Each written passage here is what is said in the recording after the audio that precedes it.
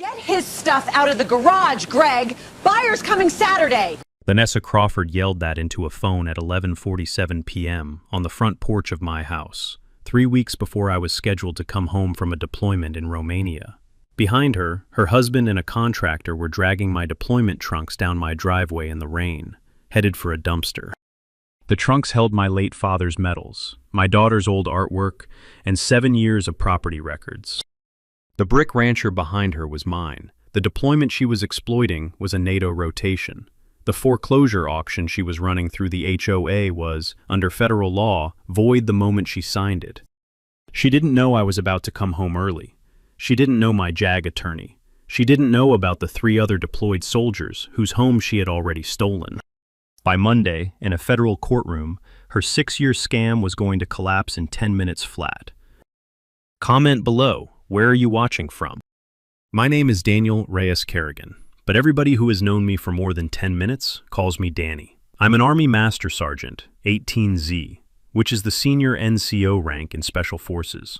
I am 39 years old, 6 feet tall, 190 pounds, and I have been on a Green Beret team for 11 years. Before that, I did 4 years in regular Army infantry. Before that, I grew up on the wrong side of San Antonio, with a Mexican mother who cleaned hotel rooms, and a Scots-Irish father who drove a long-haul rig. I joined the Army at 18. I never looked back. I bought my house on Magnolia Trace in the spring of 2017, 6 months after my divorce was finalized. My ex-wife Marisol kept the apartment in Tampa. I kept my pension and my pickup. Our daughter Sophia, who was 4 at the time, went with her mother. She is 11 now. She visits me in North Carolina twice a year. She likes that the brick ranch has a screened porch, a sycamore in the front yard, and a hammock between the sycamore and the dogwood. Magnolia Trace is in a quiet planned community called Pinehurst Greens, 12 miles south of Fort Liberty in Cumberland County, North Carolina. 82 houses, a community pool, a small clubhouse with a basketball hoop. Maybe a third of the homeowners are active duty military. Another third are retired from Fort Liberty. The rest are civilians, mostly families that work in Fayetteville. I paid HOA dues every quarter on the 1st of the month. Automatic draft, $215. I never missed a payment. I never had a violation. The mailbox was approved. The shutters were approved. The American flag I hung from the porch on Memorial Day was photographed and posted on the community Facebook page in 2019 by an HOA board member who liked the way it looked at sunset. I deployed in September of last year for a 9-month rotation in eastern Romania. Special Forces Detachment, NATO support mission, the kind of deployment where you are too busy to call home most weeks. I had my next-door neighbor, a retired Marine named Earl Whitcomb, watch the house. I had my mail forwarded to a P.O. box at Fort Liberty's Mail Processing Center, which would then be scanned to my secure email twice a month. I had my HOA dues on automatic draft from a USAA account that had not bounced a single transaction since 2015. I had a deployed soldier's standard checklist completed and filed with the JAG office on base. I had also, for reasons I now understand were not coincidence, requested an updated HOA payment ledger from the Pinehurst Greens HOA Management Company in August. The ledger came back showing a 0 balance, paid through Q4. I saved the email. I forwarded a copy to Earl. I forwarded another copy to my own personal Gmail. Special Forces teaches you that every piece of paper is a potential exhibit, and every exhibit is a potential lifeline. Vanessa Crawford had been the HOA president for about 18 months when I deployed. I had met her exactly twice. The first time at a community potluck, where she introduced herself wearing a sundress and a smile that did not reach her eyes. The second time at a homeowner meeting where she pushed through a special assessment for clubhouse modernization that nobody outside her 3-person voting block had asked for. I voted against it. So did Earl. So did about 12 other people. We lost. Vanessa, in retrospect, had remembered who voted against her. She had also remembered which of those people were active duty military. She had a list. We were on it. And while I was eating MREs and sleeping 6 hours a night in eastern Romania, she was about to take the next name on her list. I will tell you exactly how I learned my house had been sold. The email forward came at 3:14. I was sitting in a plywood briefing tent at Mihail Kogalnichanu Air Base, eating cold instant coffee out of a metal canteen cup and reviewing rotation paperwork. My laptop was open on a folding table. The subject line was from my forwarding service. New mail, Juniper Properties LLC. I almost deleted it. I get junk in that account every week, but the words properties caught my eye, and I clicked. Most property sale. The PDF was a closing summary, 4 pages. The cover sheet read, Property, 1147 Magnolia Trace. Buyer, Juniper Properties LLC. Sale price, $189,000. Closing date, October 14th, 6 weeks earlier. Method of sale, foreclosure auction conducted by Pinehurst Greens HOA per association lien. I read it twice. Then I read it again. 6 weeks earlier, while I was running detachment training exercises in northern Romania, the Homeowners Association had apparently auctioned my house and transferred the deed to a limited liability company for unpaid dues that had been paid on automatic draft for the entire duration of my deployment on the same USAA account I had been using for 7 years. I closed my eyes. I exhaled. I let my training take over. Special Forces teaches you a lot of things, but the most useful thing it teaches you is what to do in the first 5 minutes after you have absorbed bad news. You do not panic. You do not call anybody. You document. You photograph. You preserve. You build a paper trail. And then, only then, you wake up the people you trust. I forwarded the email to my personal Gmail. I forwarded it to a JAG attorney named Captain Imani Coffee, who I had met 2 years prior at a unit family readiness briefing, and who had given me her business card with the words, "If anything ever happens to your house while you're downrange, call me first," written on the back. I forwarded it to my brother in Texas, who works in title insurance. I forwarded it to my command's deployment liaison. Then I downloaded the PDF, saved it to my secure cloud, and opened a new Word document. I typed, October 14th, foreclosure sale conducted on 1147 Magnolia Trace, Pinehurst Greens HOA. Buyer, Juniper Properties LLC. Notice, 0. Knowledge, 0. Authorization, 0. Then I started a timeline. Here's a thing every deployed service member in America needs to know, and I want to say this slowly because it has saved more military families than any single piece of legislation since the GI Bill. The Service Members Civil Relief Act, codified at 50 U.S.C. Section 3953, prohibits the foreclosure of a deployed service member's primary residence during the period of military service and for 1 year following service, except by court order. There is no exception for HOA dues. There is no exception for vendor liens. There is no exception for any private association action. The foreclosure must go through a federal court, and the service member must be given the opportunity to be heard. The takeaway is very simple. Any non-judicial foreclosure on a deployed soldier's home is automatically void. Not voidable. Void. The sale never legally happened. The deed never transferred. The buyer owns nothing. The seller committed federal fraud. Vanessa Crawford, sitting in her cul-de-sac in Cumberland County, did not know what the SCRA was, or she did know, and she had decided to gamble that I would not. That gamble was about to cost her everything. Captain Coffee called me back inside 2 hours. I was in my bunk by then, folded against the cold prefab wall, listening to the wind work over the airfield outside. Master Sergeant, tell me everything. I told her. The dues, the deployment, the forwarded email, the buyer, the closing date, the seller of record, the signature. There was a pause. Then she said, Danny, this is going to be the easiest case I have ever litigated, but I need you to do exactly what I say. Yes, ma'am. Don't contact the HOA. Don't contact the buyer. Don't contact anybody in your community. I want her to think the sale was clean for as long as possible. The longer she thinks she got away with it, the more rope she gives us. Roger that. Are you due back on rotation? 96 hours. Perfect. I am going to file an emergency motion. I am going to request your home of record be restored prior to your return. I am going to start subpoenaing the HOA management records the moment your boots hit Pope Field. Yes, ma'am. And Danny. Ma'am. Get a few hours of sleep. The next 11 days are going to be the most satisfying of your career. She hung up. I lay back on my cot. The wind picked up. I slept 4 hours. When I woke up, I had a folder. The flight back to Pope Army Airfield took 18 hours, including a refuel in Ramstein. Captain Coffee was waiting for me on the tarmac at 7:42 local time, 11 days after the email, holding a manila folder, a coffee, and the phone number of an FBI special agent in the Charlotte field office.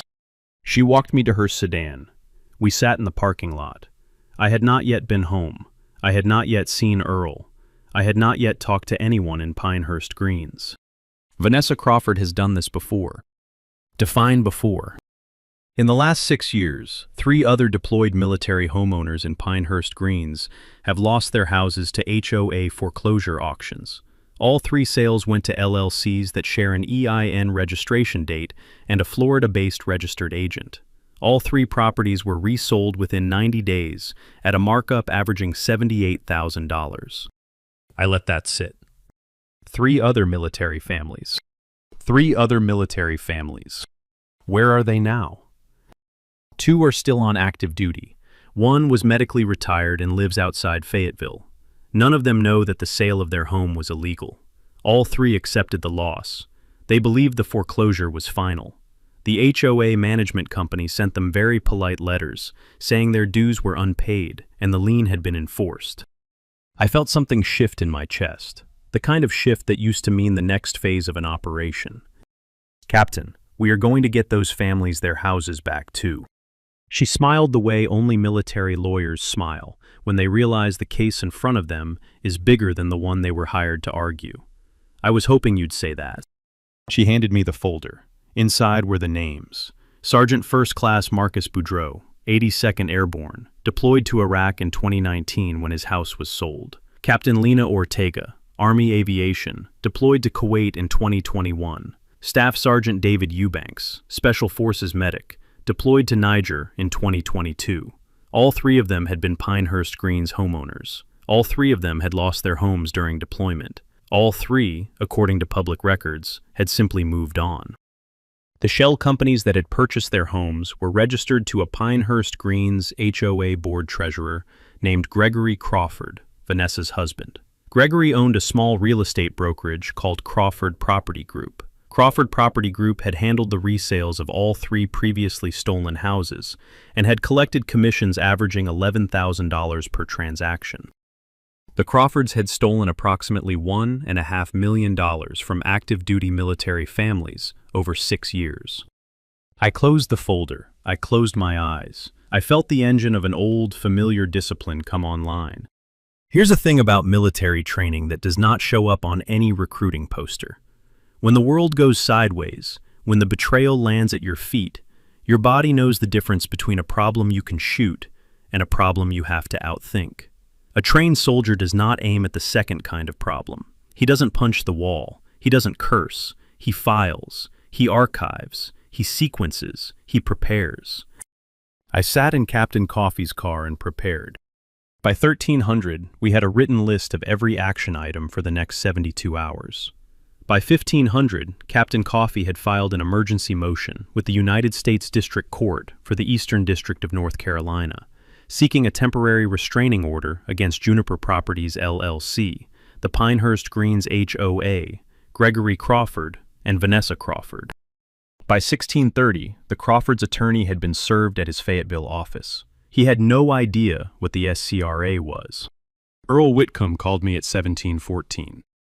Danny, where are you? Pope, just landed. Why aren't you home?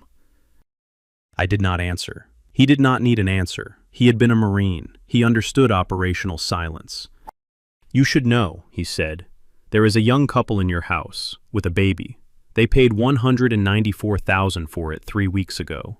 They are nice people, Danny. They have a stroller in your living room. I closed my eyes. Earl, would you knock on their door tomorrow morning at 9 o'clock and tell them I am coming over to talk? Yeah. Tell them I am not going to throw them out. Tell them I am going to help them." There was a long pause. Then Earl, the retired gunnery sergeant who had never once cried in front of me in 8 years, made a sound very close to one. "Roger that, Danny." "Roger that, Marine." The next morning at 9 o'clock, I walked up the front porch steps of 1147 Magnolia Trace. It had been my front porch for 7 years. The same red brick, the same cedar railing, the same wreath I had hung the morning before deployment because Sophia would visit that fall, and she liked the wreath. The wreath was still there, slightly faded, otherwise unchanged. Earl was waiting on the porch. So was a young woman holding a baby on her hip.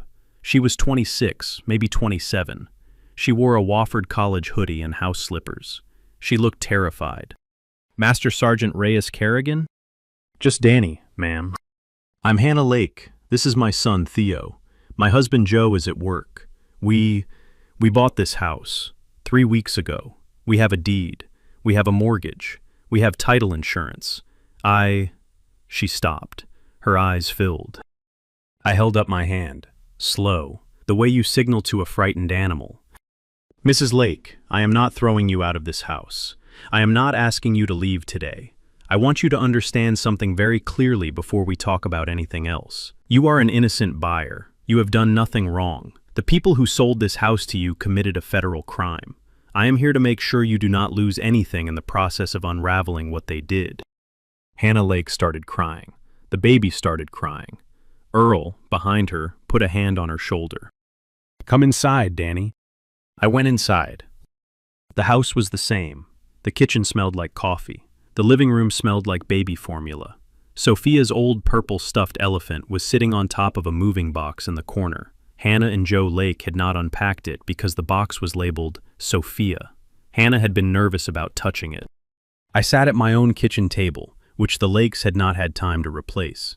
I told Hannah Lake what had happened. Slowly, plainly, the way I would have briefed a junior NCO on a complicated mission. I told her about the SCRA, about Gregory Crawford's shell company, about the 3 other military families, about Captain Coffee, about the federal court hearing scheduled for the following Monday. By the time I finished, Hannah was no longer crying. She was furious. The kind of furious that 26-year-old new mothers can summon when they finally realize they have been the unwitting tool of someone else's con. That woman, Vanessa Crawford, she told us this was a bank-foreclosed property. She told us it was a totally clean title. She had her husband's brokerage handle our paperwork. She offered to walk us through closing personally. She brought a casserole the day we moved in. She did all of that, I said, to remove every potential question you might have.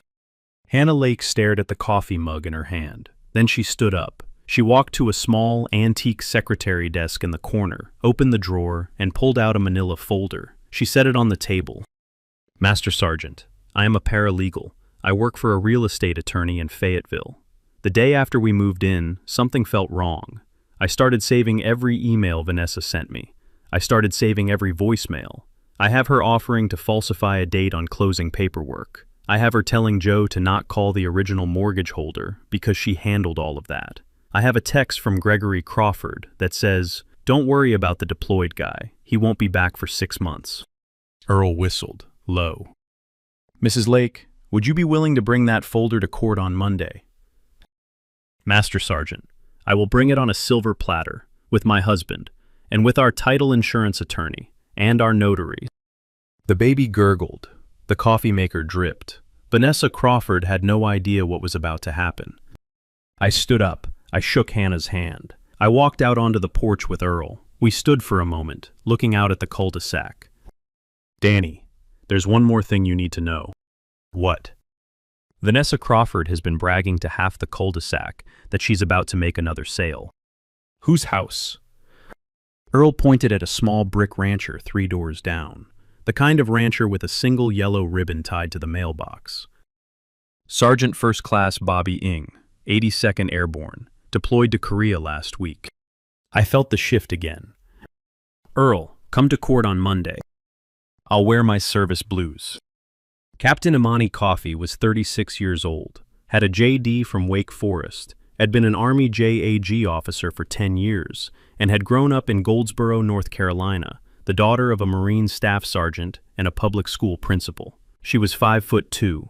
She wore her hair in a tight bun, and her uniform creased to the millimeter. She drank black coffee out of a Yeti tumbler with a chip on the rim. She was, by my professional assessment, the most dangerous lawyer in the Eastern District of North Carolina that month. We sat in her office on Fort Liberty for 4 hours that Friday, the day before the hearing. The walls were beige, the carpet was army green. There was a framed law school diploma above her desk, and a framed photograph of her husband, a Marine helicopter pilot named Caleb, holding a fishing rod. Captain Coffee had pulled the entire HOA management file in 72 hours. She had subpoenaed Crawford Property Group's transactions for the last 7 years. She had pulled the title histories of every house in Pinehurst Greens. She had a flowchart on her whiteboard that connected Vanessa Crawford to Gregory Crawford, to Juniper Properties LLC, to 2 other Florida shell companies named Cypress Holdings LLC and Live Oak Realty LLC, to 4 Pinehurst Greens homes that had been sold under fraudulent foreclosure conditions in the last 6 years. The 4th home, the one Earl had pointed out, belonged to Sergeant First Class Bobby Ing. Vanessa had begun the paperwork on Bobby's foreclosure 4 days earlier, while he was on a flight to Osan Air Base. "Captain, what is going to happen at this hearing on Monday?" She set down her coffee. She turned to face me square. "Master Sergeant, the SCRA is the cleanest weapon the federal government has ever issued to a military attorney. There is almost no defense. The sale is void as a matter of law. The buyer's title is void as a matter of law. The seller is liable for damages, attorney's fees, and statutory penalties. And because Mrs. Crawford has now committed the same act 4 times, the United States Attorney's Office is going to file federal wire fraud and bank fraud charges before close of business on Tuesday."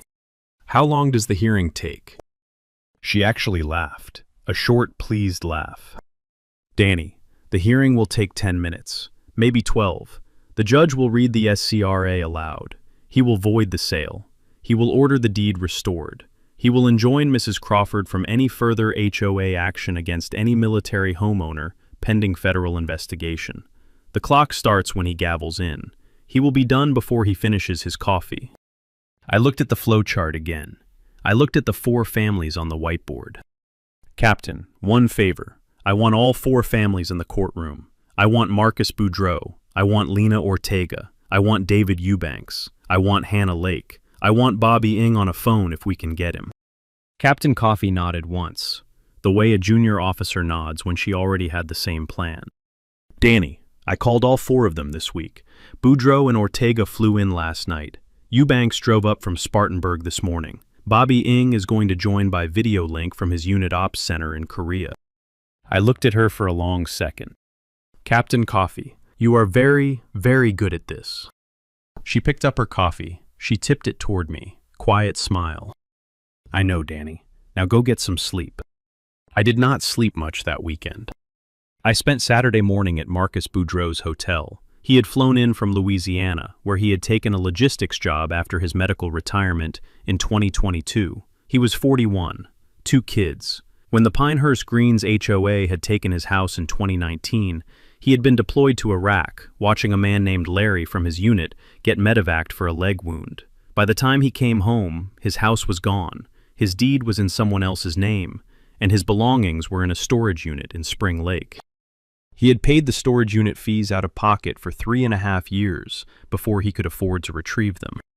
He cried when I told him the sale had been void the whole time. I sat with him for 45 minutes.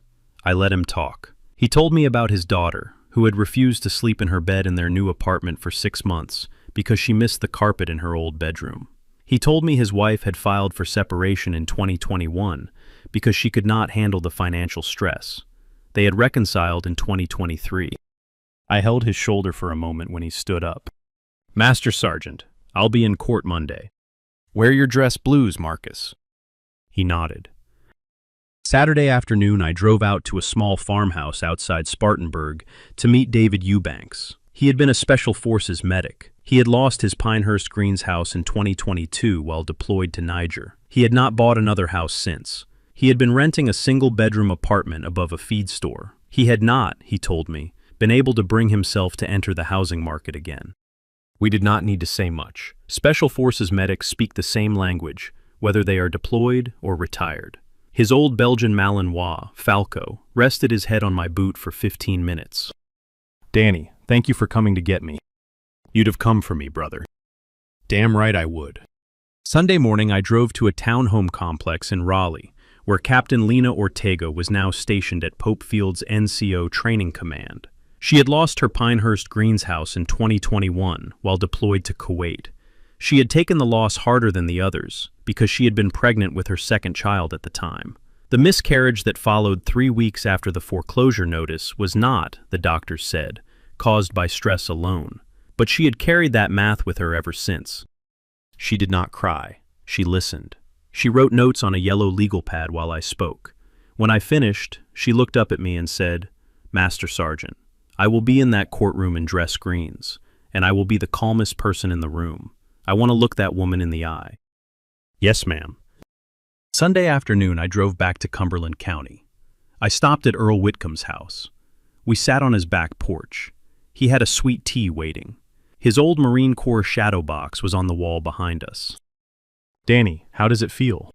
I thought about it for a long time. "Earl, I have been on 3 combat deployments. I have seen things I will not talk about, but I have never, in my life, anticipated a Monday morning the way I am anticipating this one." He nodded. He sipped his tea. "Tomorrow, Marine, I get to watch a thief learn what a paper trail can do." That evening I called Sophia. She was at her mother's apartment in Tampa, eating pasta. She wanted to know when I was coming back. "Soon, mija." "How soon?" "Couple weeks." "Did your house get robbed, Daddy?" "Yeah, baby." "Did you get it back?" "Tomorrow." "Okay," she said, like the world made sense again. "Tell me when you do." I told her I loved her. She told me she loved me. I hung up. I slept 5 hours. When I woke up, I had a folder. Vanessa Crawford had no idea I was back in the country. That, in retrospect, was her last and largest mistake. Captain Coffey had filed the emergency motion under seal. She had requested expedited service on the Crawfords. The first time Vanessa learned that anything had gone wrong was when a process server in a sheriff's vest knocked on her front door at 17:50 Friday afternoon and handed her a 43-page packet of federal court paperwork. She read approximately 9 pages of it before she called her brother-in-law, the lawyer. The brother-in-law called her back at 18:45 with the words, "Vanessa, you need to listen to me very carefully right now." She did not listen carefully. She drove around the cul-de-sac at 1930 in her white Cadillac Escalade, slowly, scanning the houses. She rang Earl Whitcomb's doorbell. Earl, on instructions, did not answer. She rang Hannah Lake's doorbell. Hannah, on instructions, did not answer. She drove out to Bobby Ng's brick rancher with the yellow ribbon. Bobby was in Korea. At 2000, Vanessa Crawford did the smartest thing a guilty person can do. She went home and called her husband. Gregory did the dumbest thing a guilty person can do. He did not pick up. By 2030, Vanessa was attempting to draft, in her own handwriting, a rescission of foreclosure notice that she planned to file Monday morning to undo the sale before the hearing. The notice was not a real legal document. It was 4 lines of cursive on Pinehurst Green's HOA letterhead that read, "The October 14th sale of 1147 Magnolia Trace is hereby rescinded due to administrative error. All parties are returned to their previous status." She signed it with her fountain pen. She drove to her brother-in-law's office at 9 a.m. Saturday morning. He read the letter. He read it again. He set it down. He looked at her. "Vanessa, it does not work like that." "Why not?" "Because the sale was already final. Because the buyer has already taken possession. Because once you submit this letter, you are admitting in writing to administrative wrongdoing on a transaction that involved a deployed service member. Because the federal court is going to subpoena this letter within 48 hours. She stopped him. "I'll handle it, Brad." She drove home. She drank a bottle of Pinot Grigio that afternoon. I know all of this because Captain Coffey subpoenaed Brad Crawford's office records on Monday morning at 7:14, before the hearing. She also subpoenaed Vanessa's text messages. Vanessa had sent her sister, in Tampa, the following text message at 23:42 Saturday night. I don't think I can fix this one. Some special forces guy is back early and he's too smart. That text went into the federal evidence file. Sunday morning, Vanessa Crawford did the next dumbest thing. She drove to the property. She parked in front of 1147 Magnolia Trace. She got out of the Escalade in slippers and a robe and walked up the front porch. She rang Hannah Lake's doorbell. Hannah did not answer. So Vanessa knocked harder. She knocked 3 more times. She called out, "Hannah, sweetie, I just need to talk to you for a minute." Hannah's husband Joe came to the door. Joe Lake was a quiet man, 28 years old, worked at a Toyota dealership in Fayetteville. He stood in the doorway with his arms folded. "Mrs. Crawford, you need to leave my property." "Joe, sweetheart, I can fix this. There has been a misunderstanding. I just need—" "Mrs. Crawford, I am asking you politely. Please leave." He did not raise his voice. He simply held up his phone, screen out, the camera light on. She froze. She backed away. She got into her Escalade. She drove home. Joe Lake closed the door. He emailed the video clip to Captain Coffee within 4 minutes. Trespassing on a property tied to an ongoing federal proceeding. Witness tampering. Civil contempt. Vanessa Crawford did not sleep Sunday night. The doorbell camera at 1147 Magnolia Trace, which now belonged legally to me again under the federal motion, recorded her white Escalade slow rolling past my house 3 separate times between 2:14 and 4:02. Captain Coffee checked her phone at 6 a.m. Monday and found 17 new doorbell camera clips waiting for her. She forwarded all of them to the United States Attorney's Office. She drank her coffee. She drove to court. The Terry Sanford Federal Building in Raleigh is a 4-story limestone block on Fayetteville Street. The federal courtroom on the 2nd floor, the courtroom where the Honorable Marlon Westgate would preside that Monday morning, has 31 rows of dark walnut benches, 2 long counsel tables, and a flag of the United States standing 6 feet tall behind the judge's chair. I arrived at 8:14. I was in my Class A dress uniform, beret in my hand, Master Sergeant rank on my collar, Special Forces tab on my left shoulder, Bronze Star ribbon, 2 combat infantry badges, and a deployment salad 3 rows tall on my chest. Earl Whitcomb arrived at 8:18, Marine Corps Service Blues. He saved me a seat in the front row. Hannah Lake and Joe arrived at 8:24. They had a paralegal. They had 3 folders. They sat in the 2nd row. Marcus Boudreau arrived at 8:31. Class A dress uniform, 82nd Airborne patch. He nodded at me. He sat in the 3rd row. David Eubanks arrived at 8:39. He was in his old Special Forces dress greens. He had brought Falco the Belgian Malinois with him as an emotional support dog.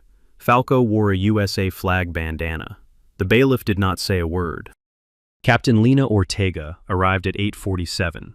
Dress greens, calm face. At 8:58, Sergeant First Class Bobby Ng's face appeared on the courtroom's video link screen, transmitted live from a unit ops center on Osan Air Base in South Korea. Behind Bobby, 2 of his platoon sergeants. Behind them, a Korean sunrise. The Crawfords arrived at 9:01. Vanessa Crawford was in a navy blazer and pearls. Her makeup had been applied with a heavy hand. Her brother-in-law Brad Crawford walked beside her, carrying a leather briefcase that did not, I noticed, contain very many papers. Behind them, Gregory Crawford in a wrinkled gray suit. He did not look at his wife. The 3 Crawfords sat at the defendant's table. Vanessa scanned the courtroom. She saw Earl. She saw Hannah and Joe. She saw the Boudreau family in the 3rd row. She saw David Eubanks in dress greens, with a war dog at his feet. She saw Captain Ortega in dress greens, with her hands folded in her lap. She saw Bobby Ng's face, 8,000 miles away, on a flat-screen television. She saw me last. I was in the front row, Class A, beret in hand. Her face went the color of a hospital bedsheet. She turned to her brother-in-law and whispered. He whispered back. Her left hand began to shake. Brad Crawford reached down and gently put a hand on her wrist to steady her.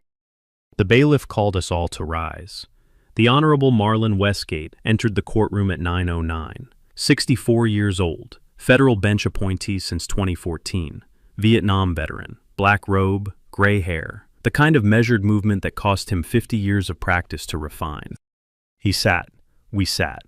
He looked at the case caption. He looked at Captain Coffee at the plaintiff's table. He looked at Brad Crawford at the defendant's table. He looked at me.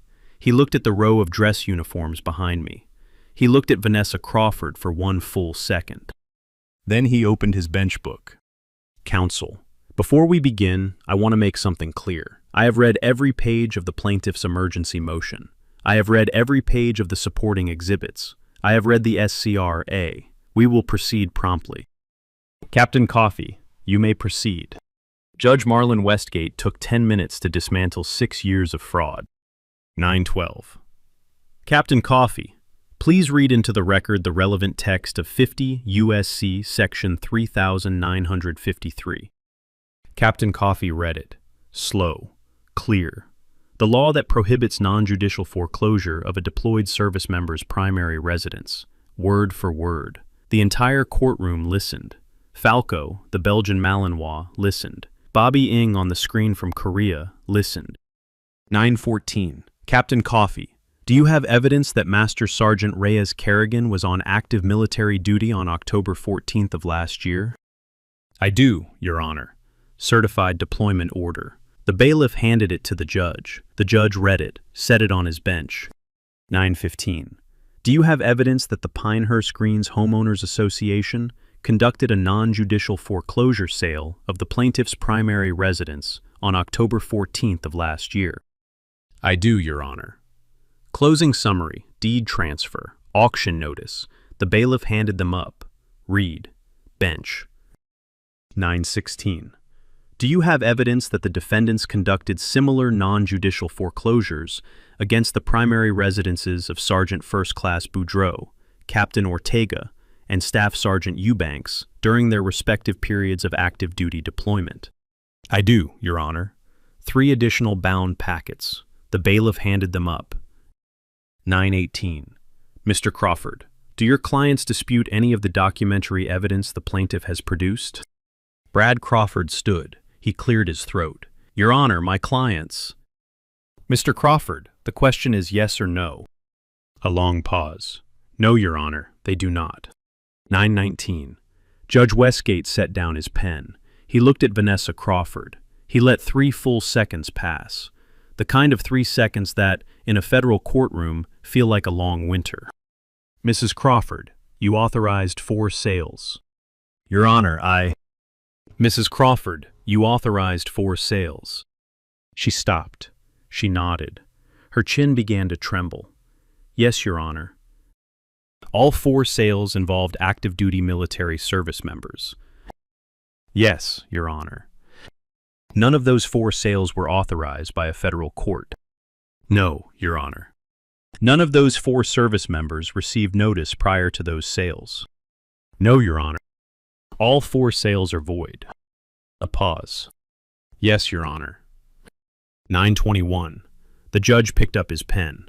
He wrote for 35 seconds. He set the pen down. The court rules as follows. The non-judicial foreclosure sales of properties at 1,147 Magnolia Trace, 312 Persimmon Court, 488 Cypress Bend, and 215 Sweet Gum Lane in Pinehurst Greens, Cumberland County, North Carolina, conducted by the Pinehurst Greens Homeowners Association during the active duty deployments of the named service members, are void as a matter of federal law. The court orders the immediate restoration of all 4 deeds.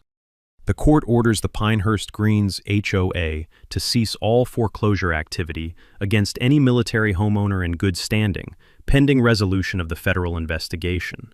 The court further orders the disgorgement of all proceeds from the resale of these 4 properties, said proceeds to be paid into the registry of the court within 7 days for distribution to the lawful owners. The defendants are enjoined from any further service in any capacity related to a homeowners association in the state of North Carolina, pending criminal investigation. He looked at Vanessa Crawford. Mrs. Crawford, the Assistant United States Attorney for the Eastern District of North Carolina, is in the back of this courtroom. He has indicated to the court that federal wire fraud and bank fraud charges will be filed against you and your husband within 48 hours. I would suggest you find a criminal attorney before lunch." He paused. This proceeding is adjourned. 9:22. The gavel cracked. Marcus Boudreau made a sound behind me, a small, surprised sound, the sound of a man who has just been told, in plain English, that his house is his again. Hannah Lake reached across the bench and gripped Joe's hands so tight his knuckles went white. David Eubanks bent down and rested his forehead against the top of Falco's head. Captain Ortega closed her eyes for exactly 2 seconds. Then she opened them, stood, and saluted the bench. On the video screen from Osan, Bobby Ng smiled the broadest smile I have ever seen on a soldier's face. Vanessa Crawford did not move. She sat at the defendant's table with her hands flat on the wood, looking at the seal of the United States behind the empty judge's chair. 10 minutes flat. Hannah Lake and her husband Joe did not lose anything in the unwinding. The Lake's title insurance policy, plus a court-ordered restitution payment from the Crawfords, plus a small fund put together by the 4 military families involved, covered every dollar Hannah and Joe had paid. They moved into a smaller rancher in the same neighborhood within 6 weeks. Hannah quit her paralegal job and started a small consulting practice, helping innocent buyers caught in fraudulent flips understand their rights. I moved back into 1147 Magnolia Trace on a Saturday in late November. Earl came over with a casserole his wife had made. We ate on the screened porch. The wreath was still on the door. The hammock was still strung between the sycamore and the dogwood. Sophia's purple stuffed elephant was in a clean storage box in the closet, exactly the way Hannah Lake had left it. The federal indictment came down on Thursday. Vanessa and Gregory Crawford, together, faced 11 counts of wire fraud, 6 counts of bank fraud, 4 violations of the SCRA criminal provisions, and 1 count of conspiracy. Brad Crawford negotiated. The Crawfords pleaded out in April. Vanessa got 9 years federal. Gregory got 7. Marcus Boudreau's wife flew up from Louisiana to walk through their old house with him in February. They cried in the kitchen. They did not move back. They sold the restored property to a young Air Force family the following spring and bought a new house in Louisiana with the proceeds, plus the federal restitution. Marcus told me at his retirement ceremony in May that for the first time since 2019, his daughter was sleeping through the night. Captain Lena Ortega and her husband moved back into 312 Persimmon Court in March. Her son was born in July. They named him Marcus, after Marcus Boudreau. Staff Sergeant David Eubanks moved back into 488 Cypress Bend in February. Falco, the Belgian Malinois, moved with him. David started a quiet, small business teaching wilderness medicine to local scouts. Sergeant First Class Bobby Ng came home from Korea in March, walked into 215 Sweet Gum Lane, and found Earl Whitcomb sitting on the front porch with 2 cold beers and a yellow ribbon untied and folded on the doormat. They drank both beers in silence. Then they shook hands. In May, I started something I had been thinking about for a long time. The Reyes Kerrigan Service Member Property Defense Fund, a small foundation that does one specific thing. It provides free legal representation to active duty military and reservists whose homes are threatened by HOA foreclosure, predatory lien practice, or any other action that would otherwise be voided under the Service Members Civil Relief Act. The intake line runs out of a small office in Fayetteville. Captain Amani Coffey is on the board. So is Hannah Lake. So is Earl Whitcomb. So is Marcus Boudreau. So is David Eubanks. So is Captain Lena Ortega. So is Sergeant First Class Bobby Ng. So is my daughter Sophia, who is now 12, and who insisted, when I told her about the fund, that she be a junior advisor. Her job, she informed me, would be to send a handwritten letter to every kid whose parent had been helped by the fund, telling them that their parent's house was safe and that nobody could take it away. She designed the stationery herself. It has a sycamore tree on it. The Crawfords' Cadillac Escalade got auctioned at a federal forfeiture sale in September. The proceeds went to the 4 military families. Pinehurst Greens elected a new HOA board in February. Earl Whitcomb is the new president. He has not raised dues. He has not authorized any non-judicial foreclosures. He has approved 23 American flags hung from 23 porches on Memorial Day. The cul-de-sac is quieter now. The flags catch the light at sunset. The Reyes-Kerrigans keep going. So do the Boudreaux. So do the Ortegas. So do the Eubanks. So do the Nings. So do the Lakes. So does any community that decides petty power is not the price of belonging. That's how it's always been.